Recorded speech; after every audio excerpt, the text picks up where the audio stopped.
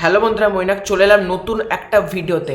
তাহলে কি মেগাস্টার শাকিব খানের তুফানে যেরকম ছিল চঞ্চল চৌধুরী, ঠিক আমরা তাণ্ডব সিনেমাতেও কি পেতে চলেছি চঞ্চল চৌধুরীকে? না, এবার কিন্তু ব্যাপারটা সিরিয়াস পর্যায়ে চলে যাচ্ছে, কারণ মনে হচ্ছে কিন্তু চঞ্চল চৌধুরীকে আমরা দেখতে পাবো তাণ্ডব সিনেমাতে। হতে পারে কোনো ক্যামিও, হতে পারে কোনো গেস্ট অ্যাপিয়ারেন্স, বা কিছু একটাতে কিন্তু আমরা পেতে পারি চঞ্চল চৌধুরীকে।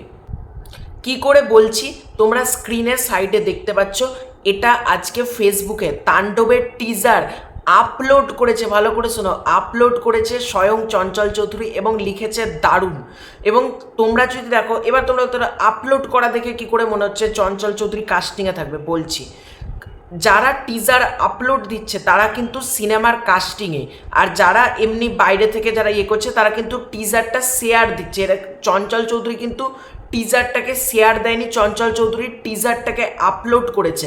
এবং আমরা যদি প্রথম দিকের নিউজের কথা দেখি, মাঝে কিন্তু একবার শোনা গিয়েছিল যে তুফানের মতো কিন্তু তাণ্ডব সিনেমাতেও আমরা চঞ্চল চৌধুরীকে পেতে চলেছি, এরকম কিন্তু একটা কানাঘুষোতে একটা খবর কিন্তু মাঝে উঠেছিল। আমি প্রায় 1-1.5 মাস আগের কথা বলছি।